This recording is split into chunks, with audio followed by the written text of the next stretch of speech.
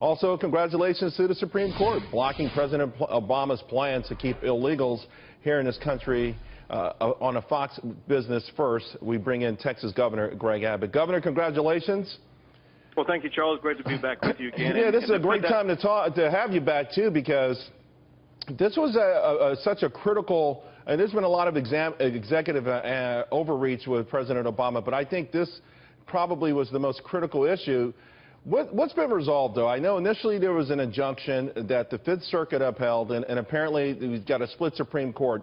Has the constitutionality of these executive orders been resolved, or have we just pushed it back into the queue? Well, in general, it's been resolved, certainly for the Fifth Circuit, but by the Supreme Court not overturning what the Fifth Circuit decided. It largely has been resolved. Whoever the next president will be, they will have to deal with the contours of this particular ruling, and they should not do what President Obama did, and that is to act like a king, act like an emperor, to rewrite the laws that are assigned to Congress. And for your viewers to put this in context, Charles, remember this. This was the lawsuit that I filed in my waning days as the Attorney General of Texas. It was my 31st lawsuit against the Obama administration before I became governor of Texas.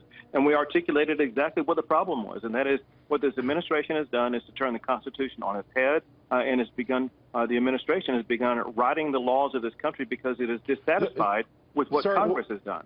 What I want to ask now is we know that the rule of law has been upheld, the Constitution, another victory for that, but the battle in of itself, what to do with the 11 million or so illegals that are here, particularly the ones that have been here for a long period of time, that have been law-abiding, actually work, some of them may pay taxes.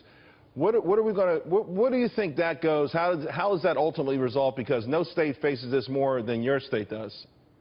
We do face it profoundly, but importantly, what happened today is a step in the direction of deciding the answer to the question you just asked. Because before today, the Obama administration believed it could answer that question on its own.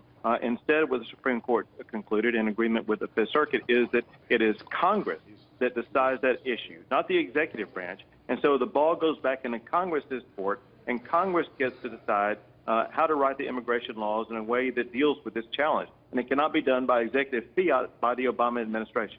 Well, that much is clear, although in his press conference and since then, members of his administration have indicated they may not use try to attempt on this particular topic, but we are bracing for a wave of executive orders on a variety of topics, including the president bringing up climate change. So I'm not sure if he got clearly the message from the Supreme Court today. Well, on the climate change issue, they suffered a setback on that with the hold the Supreme Court put on the Clean Power Plan. But as they may be bracing for another round of executive orders, we're preparing for another round of lawsuits to put a stop to executive overreach. The election in November obviously underscored with this.